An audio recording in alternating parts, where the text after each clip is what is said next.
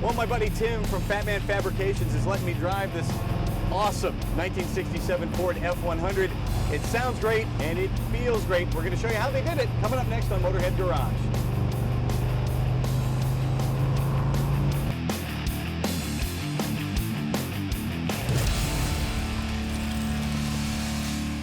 Welcome to Motorhead Garage, presented by Top Coat. Now, this is the series where we take all kinds of great aftermarket gear and show it off, ways that you can make your car even better than it used to be. Now, there's no way you can make this Ford F100 look any better, but you can make it perform better and feel like a modern vehicle. And that's where Man Fabrications comes in.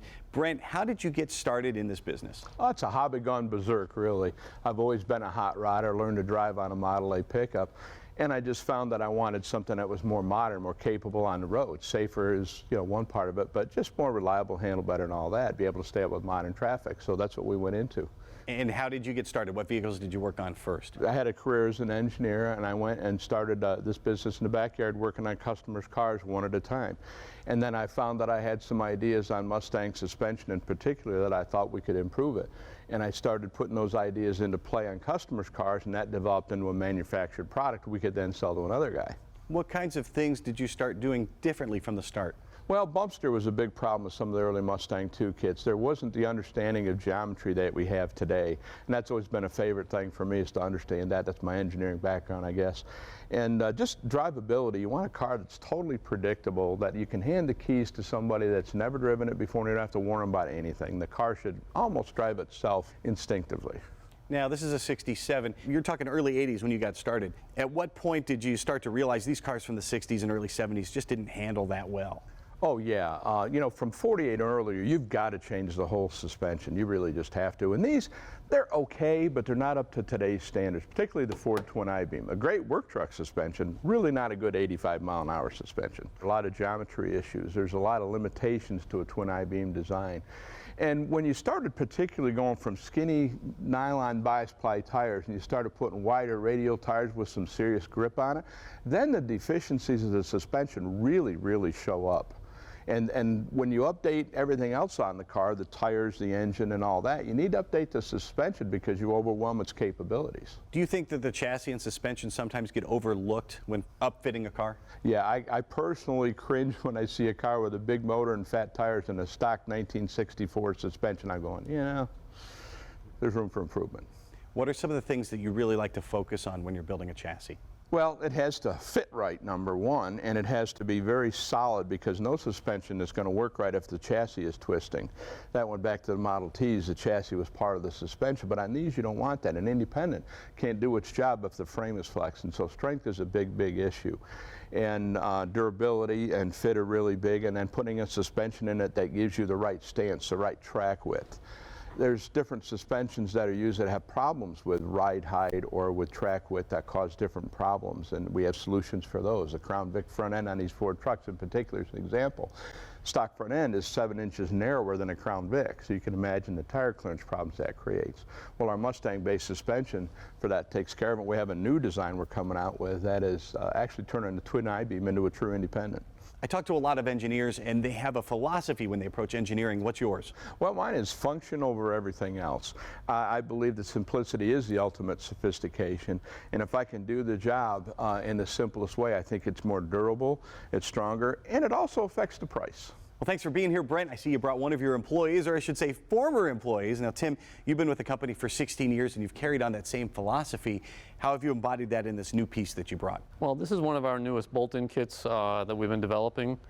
We've kind of taken that same philosophy, that form over function. We're using as many OE-style parts as we possibly can to make things simpler for the customer down the road. But like I say, this is taking a old-style car, modernizing it while allowing it to now take some of the more modern drivetrains that some of these customers want in these older vehicles. The suspension will just make this car drive and ride a lot better. It will take the later Coyote engines that are becoming so popular now, along with still some of the earlier engines that a lot of guys are still using.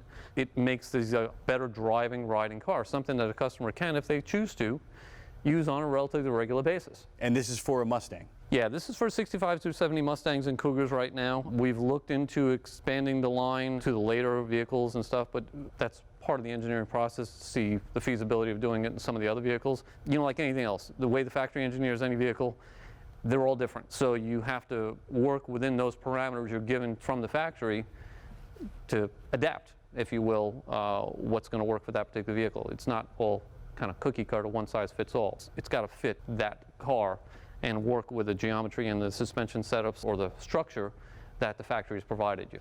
Now, the GM folks are putting LS motors in, and now with Ford, it's the Coyote. So what have you done to accommodate such a large engine in this? Well, and that's exactly the thing. An LS or even the later Hemis are a much more compact engine design. So they're afforded a lot more room in a vehicle. The Coyotes, by nature of the dual overhead cam design, you've got those large cylinder heads. They tend to get in the way of a lot of things. So with a vehicle like this, where Ford designed these with the shock towers, you're not fitting those in with those shock towers. Now the problem was with these cars, the way the structure was designed, these were one of the early unibody cars.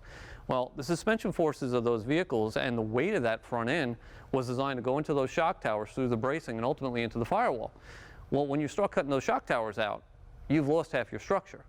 So the idea with doing this is with this internal plate here, that gussets that rail, if you will, even though it's really not a frame rail, strengthens up that. We've added the side bracing here now to kind of tie in there, but this kit also will include a set of plates to replace the shock towers, and we've incorporated in a similar system from the factory where you had your bracing that will ultimately go into the firewall. So you're maintaining that factory design of what Ford intended with that unibody structure. You're not weakening it, you're just giving it more room now for that Coyote. They still have their issues as far as, and this is part of the things we're working through, is what headers are going to work, what braking system, what master cylinders and everything is going to work, what modifications may be required in the transmission tunnel area, because let's face it, these big 6-speed and larger transmissions are a lot larger than an early C4 or even a C6. But this gets a basis to now work off of for those guys that are willing to do that to get those big Coyotes in there. Well, you guys have thought of everything. I think that's pretty remarkable. You can check out Fat Man Fabrications at fatmanfab.com. Find out what they can do for your classic hot rod. We will be right back with more Motorhead Garage presented by Top Coat right after this.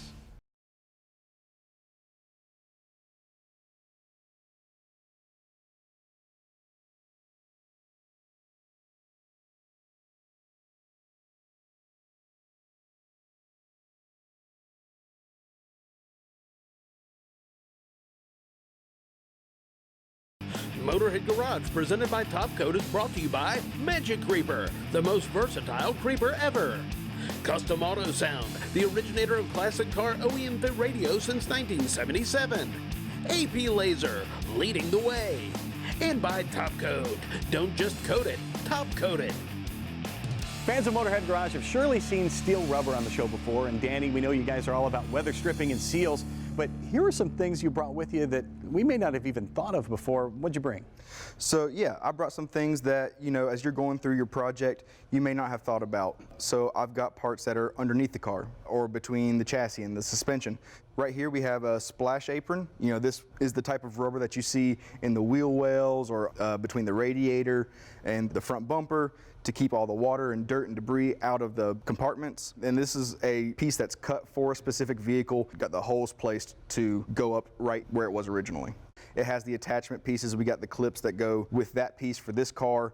And this is a type of rubber that has a cloth insert, so it's like a very tough tensile strength type of rubber. And we've got other pieces underneath the car like suspension, bushings, body mounting pads, gear shift boots, bumper bullets. You know, there's a lot of rubber pieces on a car that aren't just seals, but they're necessary for that really nice ride that you want. Now, how do I know that a part like this is going to be similar to what I had in my stock vehicle? Our customers have loved our year, make, model specific catalog. It shows all the parts that we have for your car, all these little pieces. If we have it for your car, it'll be in that catalog. They're free. We send them out to our customers every single day. It'll allow you to go through your car, check off everything that you need for your project, and make sure you don't miss any of those small pieces. Speaking of small pieces you might miss, what do we have right here? So that's like a drain for a cow. A lot of times those are really gone whenever you're working on an old car and you're going to get water in places you don't want water. So those are very important. You know, we have pedal pads, we have types that are slip-on. What about Cadillacs or, you know, certain brands that actually have their name stamped on the pedal? Yeah, we do have several licensed pieces for Cadillacs, LaSalle's, Chevys, Cobras, you know, that have that iconic emblem on the pedal. We also do revolk services where we take an original pedal, take all the rubber off, put new rubber on. We do motor mounts, stabilizer linkages. We do custom windshield gaskets for chop tops. There's a lot of things that we do that people don't know about, and we do have the resources for you to learn about them in our catalogs. What if I can't find the part I need in the catalog? You don't make something for my specific vehicle? So if we don't make something specific for your vehicle, we do have a large universal line, and we've got a street rod section. So basically our universal has a lot of different types of profiles of weather stripping that you can use for your doors and your trunks, but also all of our generically shaped parts, if you're trying to make something work, are in that section. So if you're looking for a fuel neck grommet and it just needs to be a circle, we have that available on our website. It's got all the dimensions, so you can scroll through our catalog and see what we have for you. And I see some big pieces here. This is stemming from your universal line? Yeah, so once we had our universal parts, we had customers say, hey, can you make this? I'm working on an RV, do you have this? So we actually have developed an entire RV product line. While the universal stuff is great for the doors and the compartments, you know, RVs have these big giant slide outs and they take a specific seal, and now we have those. A lot of our customers have several toys. We make parts for them as well. And we even do boats now. You spend a few bucks on some seals and it can save your entire vehicle. Absolutely. And it really goes a long way for, you know, whenever you're camping, you got air drafts coming in or bugs or whatever, rain. None of that is the excitement of camping, so these seals work great. Now what happens if I have a part? How does the process work if I need something that you don't have? We have an excellent customer service staff. You can call in and they will walk you through the entire process. We also have all of our parts available online with dimensions, so you can scroll through and look for yourself. We also have sample packs, so if you know you're working on a particular item, we can send you a sample pack, like we have one for the window channel, or one for kind of generic D-shaped seals, and this is for your slide outs. So if you're working on something specific, we can send you a pack and you can test fit and get exactly what you need. We've visited your place, and if a customer sends in a part, that's something you guys keep in the library. We generally keep those originals. All the parts you see here are originals, and what that allows us to do is if we ever have any kind of issue with the part, we can go back to that original, see if there's an adjustment we need to make, and since we do our own machining and tooling, we're able to make that adjustment because we want to make the part right and work for the customer. So we have a huge library of original parts that we can use to verify that our parts are made right. Once you've made the part, how much R&D goes into testing that actual part? We test fit it on the car it came off of. We do a lot of research up front to see if it's a good part to make. And if it is, then we go through our marketing process to get it out to the customers. If you've got a vehicle you love, and I bet you do, Steele Rubber has parts that you are going to need, so you can check them out at steelrubber.com. We'll be right back with more Motorhead Garage presented by Top Coat right after this.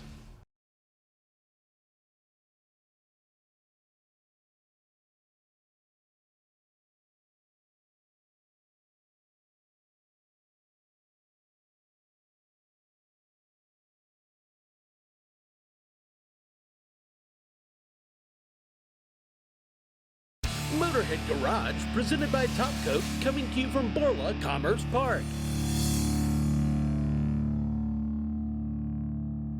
Here on Motorhead Garage, we like to showcase classic vehicles like that 67 Ford pickup we saw earlier. One of our favorite stops so far, though, has been at the Ford Bronco Super Celebration, where Bronco owners came together to celebrate their love for the classic Ford truck. It's a 1966 U13 Bronco. The U13 was built to compete with the Jeep Wrangler, and it has a fold-down windshield on it. Got a 170 cubic inch 6-cylinder engine in it, 3-speed transmission. This one has a live PTO Koenig winch set up in it. You actually start the vehicle, put the transfer case in neutral, and it's got a second shift on the side. You put it in gear and you run the winch with the gear shift. This particular U13, the 66, had silver mist interior in it. The dash was collar keyed to the same color only that year. They've got one-off hubcaps on them. I've seen guys pay as much as $1,000 for a hubcap. No parking lights. It's got a teardrop tailgate on it. It's different than the 67 and up. They changed the taillights out on it. It's got square in cut bumpers on it.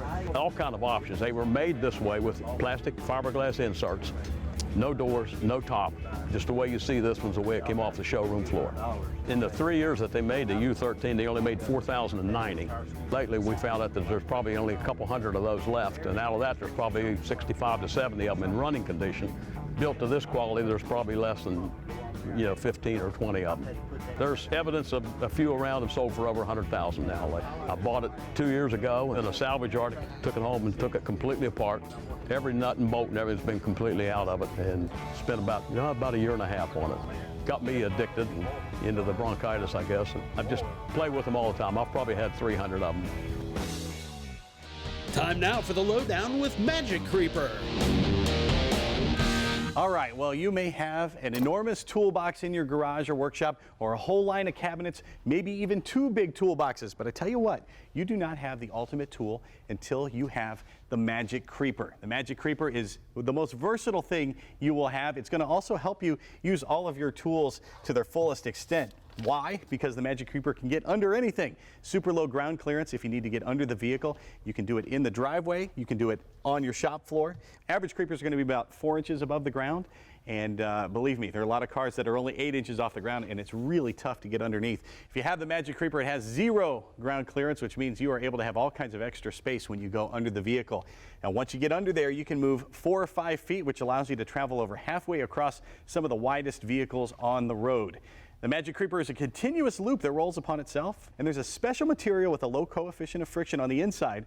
On the outside, it's a polyurethane coated material that's water, oil, and puncture resistant. It is super easy to clean. All you have to do is wipe it off with any simple degreaser and a rag, and you are all set to go. The Magic Creeper also stores really easily. You can roll it right up, keep it under your car seat, keep it in your trunk. It is always ready when you need it. And you need to pick it up before you need it. It's the Magic Creeper. You can find it at magiccreeper.com. That's the only place you can find the original Magic Creeper. Don't accept any substitutes. To get the best engine performance, drivability, and fuel economy, change your air filter. Real simple to do. On our Malibu here, man, nothing more than just coming around, pulling these 2 screws out, and I'm going to pull these 2 out. But I want you to check a couple things while you're doing your vehicle. Look around, make sure there's no vacuum hoses plugged into the air box here. Ours actually has a mass airflow sensor located right there, and the box is okay. I don't have to pull the air ducting out. I'm pretty sure I can just pull this up right here and sneak it out of there, which is pretty cool. Now, if you look at this air filter here, it actually doesn't look too bad, but I got a pretty cool trick for you. If I take this light and I shine it through there, on the dirty spots you can see it gets a little brighter, but it looks pretty good. But check this out. Here's the new one versus the old one. So you can see it really shine through that one all the way across, no problem. That makes all the difference in the world. Now, to put it back in, just reverse the procedure. I'm going to tuck it back in there pretty nicely, get the clips back there, pop it down, secure it, re-secure the screws, you'll be good to go. Make sure your air cleaner is nice and clean, don't have any lean conditions or problems, get the best drivability out of your vehicle. Well, do not go far because we have more Motorhead Garage presented by Top Coat coming up right after this.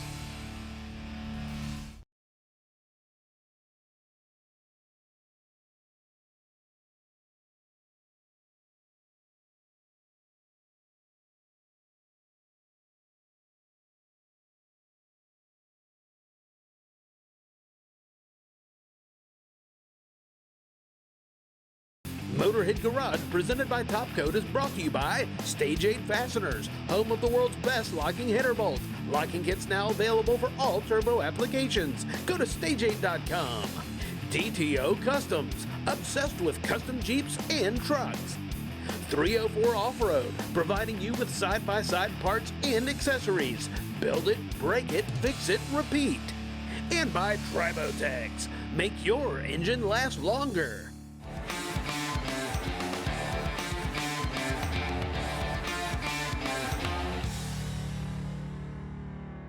Now, here at the headquarters for NHOU Protective Coatings, it's a magnificent facility. We've got training area, we've got a laboratory, and Joe, thousands of vehicles go through here every year to get the undercoating they need, but really this started kind of selfishly for you with only one vehicle in mind. Desperation.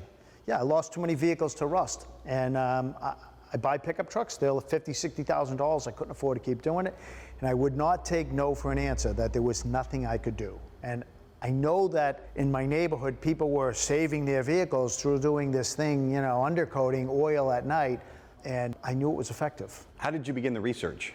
So what I did was I realized, how oil-based rust proofing works, and I found some products that were not engineered necessarily for that application, but they were close. And I didn't want to use the old school used motor oil because it was illegal and frankly wasn't good for the environment. So we found a chemist ultimately to make our own formula, because all the products that I used off the shelf were generic and they just didn't live up to my expectations. So ultimately we found this chemist, we made our own products, engineered for the application. What was the response from folks once you started doing it for other people? It was incredible. We started out offering it to just friends and family, and before you know it, in a busy week, I would have people coming out to my garage in the middle of nowhere on a dirt road, traveling 2.5, 3 hours to get to us. And I realized just how pervasive rust was and the enormity of that problem, and realized that we were onto something. I had people business propositioning me all the time, you know, hey, let's do this here, let's do this there. And it's kind of evolved into what it is today. People love it because it's a great product and it works. And where can they find you? NHOilundercoating.com.